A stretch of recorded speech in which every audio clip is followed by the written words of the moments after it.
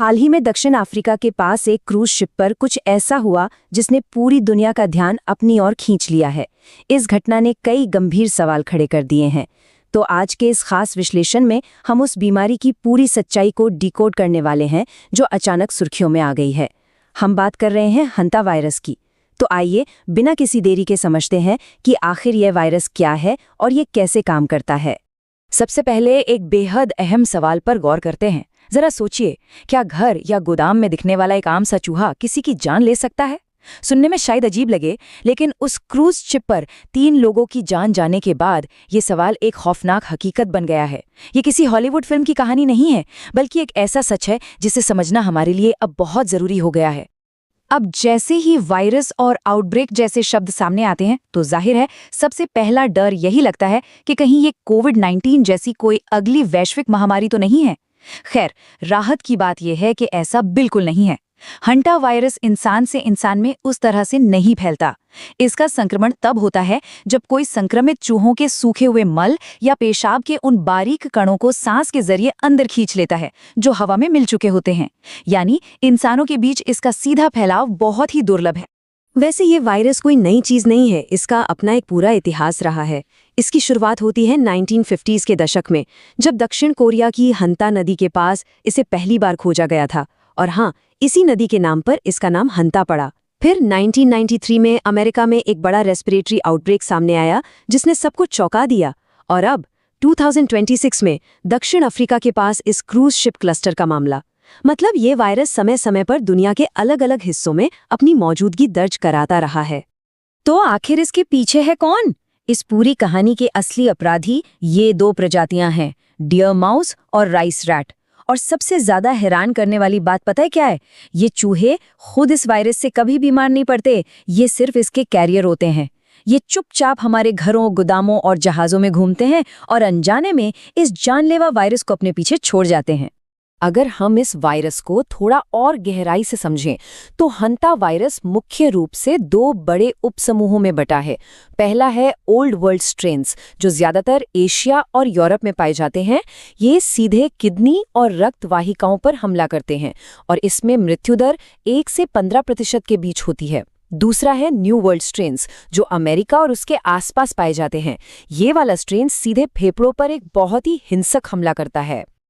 और new world strain की गंभीरता को समझने के लिए बस इस एक आंकड़े पर नजर डालना काफी है, 50%। जी हाँ, यह आंकड़ा वाकई चौंकाने वाला है। हालांकि इसका संक्रमण बहुत दुर्लभ है, लेकिन अगर कोई न्यू वर्ल्ड स्ट्रेन से संक्रमित हो जाए और समय पर सही इलाज न मिले तो जान जाने का जोखिम 50% तक पहुंच सकता है। यही वजह है कि मेडिकल एक्सपर्ट्स इसे लेकर इतने अलर्ट रहते हैं। सवाल ये उठता है कि शरीर में इसके लक्षण कैसे दिखते हैं। शुरुआत में तो ये बिल्कुल किसी आम वायरल फीवर जैसा ही लगता है। बुखार आना, बहुत ज्यादा थकान, बदन दर्द और शायद उल्टी या पेट दर्द।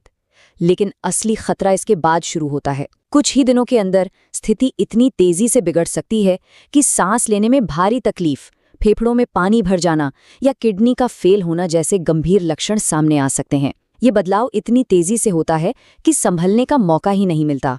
लेकिन जो बात सबसे ज्यादा चिंता में डालती है वो इसकी मेडिकल हकीकत है। फिलहाल हंता वायरस को पूरी तरह खत्म करने के लिए कोई स्पेसिफिक यूनिवर्सल एंटीवायरल दवा नहीं बनी है और न ही इससे बचने के लिए कोई वैक्सीन दुनिया भर में आसानी से उपलब्ध है। मतलब कोई ऐसी जादुई गोली नहीं है जो संक्रमण के बाद वायरस को तुरंत खत्म कर दे। तो क्या हमारे पास कोई उम्मीद नहीं है? बिल्कुल है। ऐसे में इंटेंसिव सपोर्टिव केयर और एक्मो मशीन सबसे बड़ा हथियार बन जाती है। एक्मो एक ऐसी एडवांस तकनीक है जो मरीज के दिल और फेफड़ों का काम कुछ समय के लिए मशीन पर ले लेती है ताकि शरीर को खुद को ठीक करने का समय मिल सके। और ये काफी असरदार भी है। इस बेहतरीन सपोर्टिव केयर की मदद से मृत्यु दर को 50% से घटाकर 20% तक लाया जा सकता है। खैर, ये तो हो गई बीमारी और उसके खतरे की बात, लेकिन असली जीत तो बचाव में है ना? अमेरिका के सेंटर फॉर डिजीज कंट्रोल ने इसके लिए एक बहुत ही शानदार और असरदार 3 कदम की रणनीति दी है: सील अप, ट्रैप अप और क्लीन अप। आइए इन तीनों स्टेप्स को एक एक करके डिकोड करते हैं। तो पहला कदम है सील अप। ये जानकर शायद हैरानी होगी कि एक चूहा पेंसिल जितनी पतली जगह से भी इमारत के अंदर घुस सकता है, सिर्फ 1/4 इंच का गैप। इसलिए पाइपों या दरवाजों के आसपास के छेदों को स्टील वूल यानी लोहे के जाले से अच्छी तरह भरना बहुत जरूरी है। इसके अलावा खाने पीने की चीजों को मोटे कंटेनरों में पैक रखना चाहिए और इमारतों के आसपास की झाड़ियों को साफ रखना चाहिए ताकि चूहों को छिपने की जगह ही ना मिले। इसके बाद आता है दूसरा अहम कदम, ट्रैप अप। चूहों को पकड़ने का भी एक सही प्रोटोकॉल होता है। हमेशा स्नैप ट्रैप या जहर वाले चारे का ही इस्तेमाल करना चाहिए। जिंदा पकड़ने वाले ट्रैप या ग्लू ट्रैप का इस्तेमाल तो बिल्कुल नहीं करना चाहिए। जानते हैं क्यों? क्योंकि जब चूहा इन ट्रैप्स में फंसकर घबराता है तो वो बहुत ज्यादा पेशाब करता है और हम जान चुके हैं कि उनका यही पेशाब हवा में वायरस फैलाता है। और तीसरा और शायद सबसे जरूरी स्टेप है क्लीन अप। यहाँ एक बहुत बड़ी गलती है जो अक्सर लोग कर बैठते हैं। चूहे के मल या घोंसले को कभी भी सूखी झाड़ू या वैक्यूम क्लीनर से साफ नहीं करना चाहिए। ऐसा करने से वायरस हवा में उड़ने लगता है। इसके बजाय 1 भाग ब्लीच और 9 भाग पानी का एक घोल बनाना चाहिए। रबर के दस्ताने पहनने चाहिए और इस घोल से वायरस को सुरक्षित रूप से खत्म करना चाहिए। और हाँ, इस घोल को इस्तेमाल करने का भी एक खास तरीका है। ऐसा नहीं कि बस स्प्रे किया और तुरंत पोंछ दिया। संक्रमित जगह को ब्लीच के घोल से पूरी तरह भिगो देना चाहिए और फिर घड़ी देखकर पूरे 5 मिनट तक इंतजार करना चाहिए। ये 5 मिनट का समय वायरस को बेअसर करने के लिए बहुत जरूरी है। उसके बाद ही पेपर टॉवल से उसे साफ करके कचरे में फेंकना चाहिए। तो आज के इस विश्लेषण का लब्बो-लुबाब यही है कि डरने की नहीं, समझने की जरूरत है। हंता वायरस का असली बचाव सफाई और सावधानी ही है। भले ही ये वायरस जानलेवा है, लेकिन अच्छी स्वच्छता और थोड़ी सी सतर्कता हमारी सबसे बड़ी ढाल बन सकती है।